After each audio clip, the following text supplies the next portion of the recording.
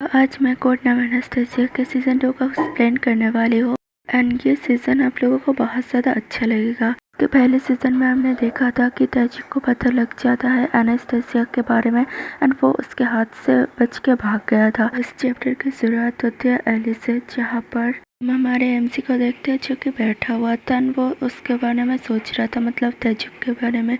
जब वो उसके साथ इंटीमेट हुआ था वो उस मोमेंट को याद कर रहा था एंड उसको याद करके वो कहता कि वो सारी चीज़ें इतना भी बुरा नहीं था। तभी उससे कोई कहता है एक्सक्यूज़ मी। वो उधर देखता है एक आदमी उसको वहाँ पर लेटर देते हुए कहता सर तो फिर मैं अब चलता हूँ। तो फिर जो एली रहता है वो उससे कहता है तुम इतना ज़्यादा ट्रम्बल क्यों कर रहे हो, क्या तुमने कुछ किया है? तो फिर वो कहता है नहीं नहीं मैं सिर्फ वर्ried था। सुनकर हमारे एमसी उस सिगरेट को बुझाते हुए कहता है रियली तुम मुझे डांस करके दिखाओ। ये सुनकर वो आदमी कहता है डांस। फिर वो एक सरकास्टिक स्टाइल में बोलता है कि मैंने कहा कि तुम डांस करो। ये सुनकर वो आदमी डांस करने लगता है। उसको ऐसे डांस करते हुए देखकर वो कहता है रुक जाओ, तुम बिल्कुल भी इंटरेस्टिंग नहीं हो, मतलब उसको उसका डांस पसंद नहीं आता। फिर वो कहता है कैसा होगा अगर तुम बिना कपड़ों के डांस करो, और हाँ टेबल के ऊपर चढ़ के। तो फिर वो घबराता है वही करता है। देन वो टेबल के ऊपर डांस करने लगता है।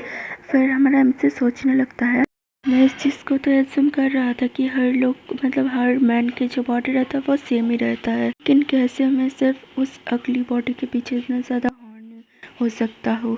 ये सोच के वो अपने दांतों को ग्रिट करता है।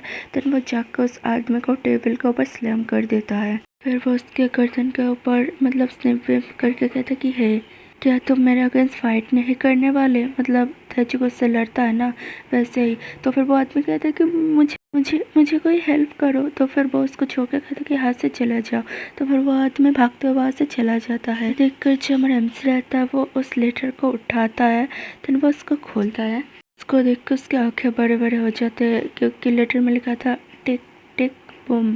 ऐसा आ जाता है। आप समझ ही सकते हो कि वहाँ पर ब्लास्ट हो जाता है उसका जो एक को, मतलब जो क्या बोलूँ, उसका एक बिल्डिंग ही समझ लो। एंड ये देख कर जो हमारा एमसी रहता है वो एक सरकास्टिक स्माइल में कहता है हाँ वो मेरे सामने एक क्यूट में अपेयर हुआ, मतलब जो उसका अपीयरेंस था वो बहुत ज़्यादा क्यूट है एंड वो ऐसे मेरे सामने आया।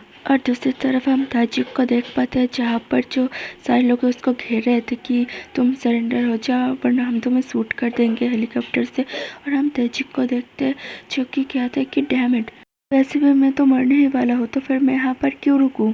और मुझे नहीं पता मैं ये मेन एंट्रेंस में ही कैसे आके पकड़ा गया। मेरे पास कोई भी दूसरा जरिया नहीं है, मुझे रसिया एम्बेसी में जाना ही होगा।